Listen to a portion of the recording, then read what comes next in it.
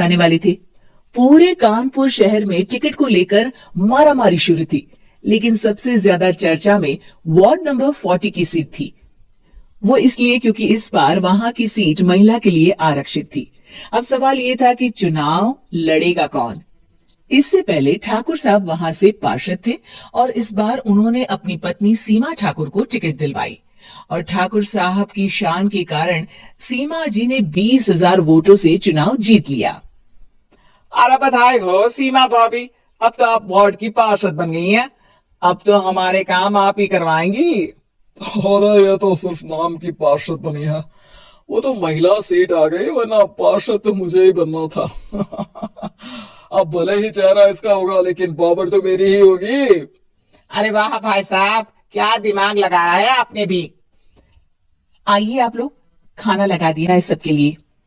सीमा जी पार्षद बन चुकी थी, फिर भी उनकी एक ना चलती। सारे काम ठाकुर साहब खुद ही संभाल लेते और जहां जरूरत पड़ती वहां सीमा जी का अंगूठा लगवा लेते। सीमा जी ज्यादा पढ़ी लिखी भी नहीं थी। एक दिन ठाकुर साहब और सीमा एक प्रोग्राम में जाते हैं। अरे ठाकुर साहब आप आ गए। ओहो, पार्षद मैडम भी आ गई है। स्वागत है आप दोनों का। लगता है हमारे पार्षद फंड का सही इस्तेमाल हो रहा है। चलिए अब उद्घाटन करते हैं। ये लीजिए ठाकुर साहब कैची, आप ही सबसे पहले प्रवेश कीजिए। सब लोग आगे निकल जाते हैं और सीमा जी पार्षद होने के बावजूद भी पीछे खड़ी रह जाती हैं। वो देखती हैं कि वेलकम बोर्ड पर उनका नाम है, लेकिन महिला होने के कारण कोई उनका सम्मान नहीं कर रहा। अगले दिन एक आदमी उनके घर आता है। अरे ठाकुर साहब नमस्कार। कल ना हम नोटिस किए कि हमारा घर तो अवैध है और नगर निगम वाले उसे तोड़ने आ रहे हैं। अरे कुछ कीजिए ना ठाकुर साहब। देखो भाई, मैं तो ज्यादा कुछ कर नहीं सकता, पर अगर तुम सबकी जेब गर्म कर दो तो कुछ हो सकता है। कुल मिलाकर 4 लाख लगेंगे। अरे 4 लाख ठाकुर साहब? अरे भाई, मैं अपने लिए नहीं मांग रहा हूँ। दरोगा है, इंजीनियर बाबू है, बड़े साहब है, सबको देना पड़ता है ना थोड़ा थोड़ा। बोलो है मंजूर? तभी वहां अचानक सीमा जी आ जाती हैं। अरे ये आप क्या कर रहे हैं? पहले इन्हीं लोगों से तो आपने वोट मांगे, अब इनसे ही पैसे ले रहे हो। अरे चुप रहो तुम, तुम्हारा काम है सिर्फ अंगूठा लगाना, तुम वही किया करो। मुझे दूसरे काम तुम मत सिखाओ, समझी? और तुम ना जाओ, अब पैसे लेकर आओ, वरना जेसीबी किसी भी वक्त आती होगी। सब कुछ ऐसे ही चलते रहता है। एक दिन सीमा जी और ठाकुर साहब को एक लोकल मीटिंग में बुलाया जाता है। वहां पर कोई और अधिकारी लोग भी मौजूद रहते हैं। अब मैं चाहूंगा कि ठाकुर साहब हमारे बीच 2 शब्द कहें।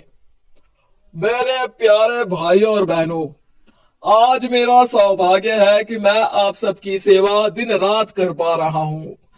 आपने मेरी पत्नी को भारी मतों से जिताया है, इसलिए मैं आप सभी का शुक्रगुजार हूं। मैं आप सबसे वादा करता हूं कि हमेशा की तरह हमारे वार्ड में किसी को कोई तकलीफ नहीं आने दूंगा। सभी लोग तालियां बजाने लगते हैं। अब मैं माननीय पार्षद मैडम को स्टेज पे बुलाना चाहूंगा। अपने नाम को बुलाया सुनकर सीमा जी एकदम चौंक जाती है। उन्हें बिल्कुल उम्मीद नहीं थी कि इतनी बड़ी जगह उन्हें मंच पर बुलाया जाएगा। जैसे तैसे वो मंच पर चढ़ती हैं। ऊपर जाती ही सीमा जी को सारी पुरानी बातें याद आ जाती हैं कि किस तरह उनके पति उन्हें कभी भी आगे बढ़ने नहीं देते और उनके नाम से गलत काम करते हैं। वो बोलने लगती हैं। मैं आपके वार्ड की पार्षद सीमा हूँ। आप में से बहुत कम लोग ही मुझे जानते होंगे, क्योंकि इससे पहले मुझे कभी ऐसा मौका ही नहीं मिला। सारे मौके मेरे पार्षद पति यानी आपके ठाकुर साहब ही लेते रहे, लेकिन आज ये मौका मुझे मिला है तो मैं इसे ऐसे ही नहीं जाने दूंगी। मैं आपको ये बताना चाहती हूँ कि आपके ठाकुर साहब मेरे नाम की आड़ में गैर कानूनी काम करते हैं, जिस पर अंगूठों के निशान मेरे होते थे। इसीलिए मैं अपनी गलती मानती हूँ और आज अपने पद से इस्तीफा देती हूँ, ताकि आगे से कोई गलत काम ना हो पाए। अब फैसला आप सबके हाथ में है कि आप हमें क्या सजा देना चाहते हैं। सीमा जी की बातें सुनकर ठाकुर साहब के चेहरे का रंग उड़ जाता है और वो शर्म से मुंह नीचा करके वहां से चले जाते हैं और पद से इस्तीफा देकर ही सही सीमा जी अपने आप में आत्मविश्वास महसूस करती हैं।